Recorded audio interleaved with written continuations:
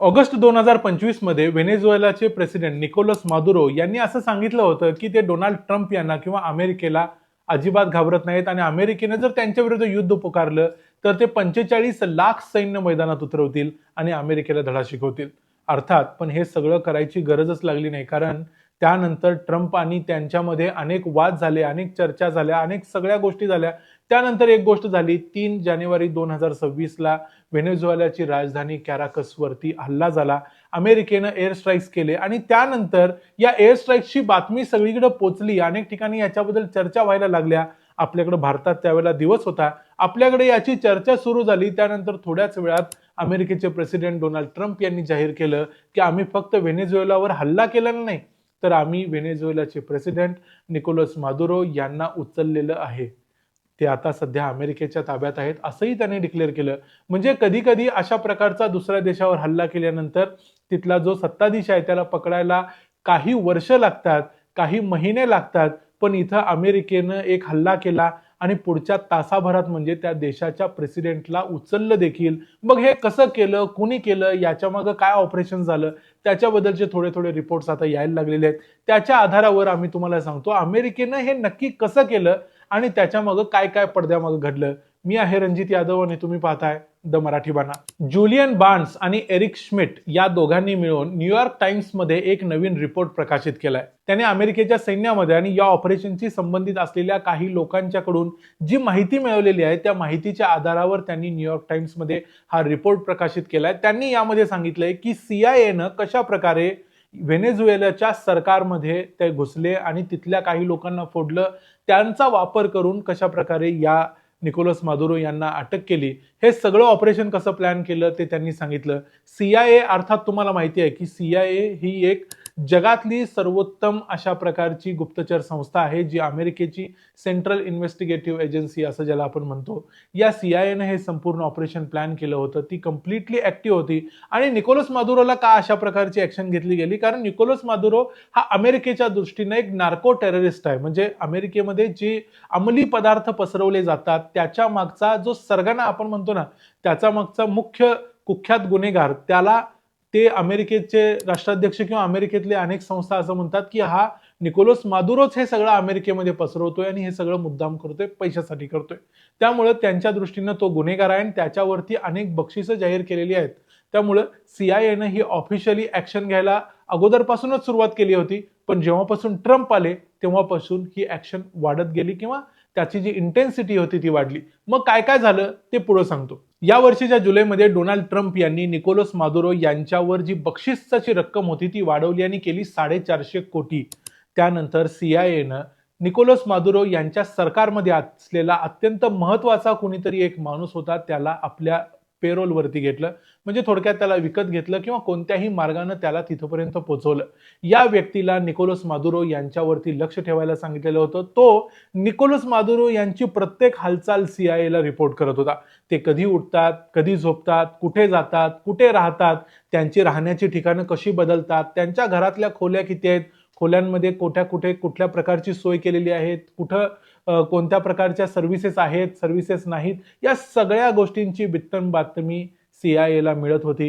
आणि ऑगस्ट पासूनच सीआयएनं जास्तीत जास्त प्रमाणावरती यांना ट्रॅक करण्यासाठी आणखी काही आपले एजंट्स व्हेनेझुएलामध्ये मैदानात उतरवले होते. आणि व्हेनेझुएलामध्ये ड्युअल सिटिझनशिप चालते. म्हणजे काही लोक व्हेनेझुएलाचे नागरिक असू शकतात, त्याचवेळी अमेरिकेचे नागरिक असू शकतात.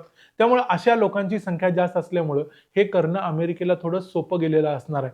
पण तरी देखील एवढ्यावर अमेरिका थांबली नाही, तर अमेरिकेच्या सीआयएनं काही स्टेल्थ ड्रोन्स, म्हणजे लपून छपून सगळी चित्र घेणारे, फोटो काढणारे असे काही ड्रोन्स हे व्हेनेझुएलामध्ये, व्हेनेझुएलाची राजधानीमध्ये पसरवले. त्यांनी अनेक फोटोज घेतले. निकोलस मादुरो काय करतात, कुठे जातात, याच्या प्रत्येक छोट्या मोठ्या बातम्या त्यांनी कलेक्ट केल्या. शेवटी डेटा इज न्यू ऑइल असं जे म्हटलेलं आहे, याचा त्यांनी बरोबर वापर केला. ऑइल तर त्यांना जे मिळवायचं ते मिळवतील, पण डेटा त्यांनी सगळा मिळवला, जेणेकरून त्यांना लक्षात आलं की निकोलस मादुरोंना ज्या दिवशी आपल्याला गो अहेड असं सांगितलं जाईल त्या दिवशी काही तासात कसं पकडता येईल. 450 कोटी रुपयांचं एवढं भलं मोठं बक्षीस जाहीर केल्यामुळं असा एखादा माणूस सरकारमध्ये सापडणं जास्त अवघड नसतं हे सीआयएला कदाचित माहिती असावं. त्याचाच त्यांनी वापर केला. त्याच्यानंतर एक गोष्ट घडली ती म्हणजे 23 नोव्हेंबर 2025ला अमेरिकेचे राष्ट्राध्यक्ष डोनाल्ड ट्रम्प आणि निकोलस मादुरो यांच्यामध्ये 15 मिनिटाचा एक कॉल झाला. या 15 मिनिटाच्या कॉलमध्ये अमेरिकेच्या राष्ट्राध्यक्षांनी सांगितलं की तुम्ही सरेंडर करा, आम्ही तुम्हाला एक बाहेर पडण्याचा मार्ग देऊ, त्यातून तुम्ही बाहेर पडा आणि दुसरीकडे कुठेही जाऊन तुमचं आयुष्य व्यतीत करा. आम्ही तुम्हाला कुठलीही आडकाठी करणार नाही, पण तुम्हाला व्हेनेझुएला सोडावं लागेल. त्यावर निकोलस मादुरो यांनी स्वतःच्या काही अटी घातल्या की माझ्यावर कोणतीही केस चालणार नाही, माझ्यावरती इंटरनॅशनल क्रिमिनल कोर्टामध्ये कोणत्याही ज्या केसेस असतील त्या सगळ्या रद्द केल्या जातील. अशा अनेक गोष्टी त्यांनी अटी म्हणून डोनाल्ड ट्रम्प यांना घातल्या, ज्या डोनाल्ड ट्रम्प यांनी मान्य केल्या नाहीत. त्यानंतर डोनाल्ड ट्रम्प यांनी सीआयएला पूर्णपणे अधिकार देऊन टाकले की लवकरच आपल्याला फायनल ऑपरेशन करायचं आहे, त्याची तुम्ही तयारी करा.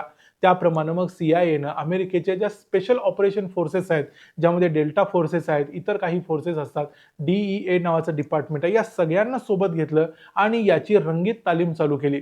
कशा प्रकारचं त्यांचं ऑफिस आहे, कशा प्रकारचं त्यांचं घर आहे, ते घरात कुठं राहतात, कुठं सेफ हाऊसेस आहेत, कुठं आणखी काही सोयी आहेत, याप्रमाणे एक ऑपरेशन केलं गेलं.